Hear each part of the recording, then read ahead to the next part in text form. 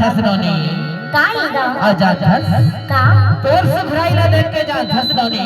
हाँ ये दे हमारे सामने वाले टूरमल का कहते जा धस। का थे अरे माँ कसम टूरी की कजरारी आँखें। हाँ हाँ अरे माँ कसम टूरी की कजरारी आँखें करे जे हेर ले ही कैसे लगते। ऐसे और मत लाखे फिर खूब चुप लेते फिर पता नहीं गाड़ी देवे कैसे लगते वो। अरे चल हट रे सुन ना नोनी का है एक कड़ी की तो बात है वो नहीं जी थपकी थपकी हाँ हेलो कैसे हो फसरा पांच जना कैथो नहीं जी देखरे बल का देखे ये गदराए भरे हतोर जवानी ले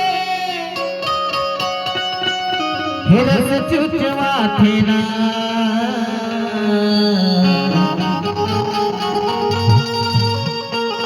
भगवान कसम मोर मैयारो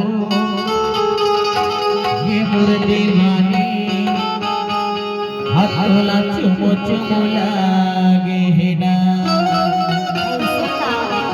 अरे देखरे से दे तो गई था का देखे हे गदराए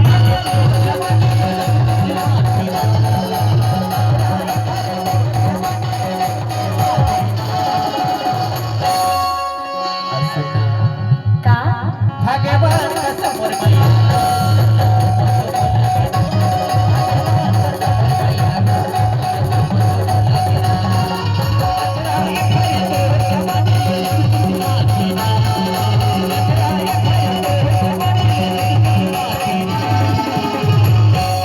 अब का लेगा भगवान कसम मोर मैया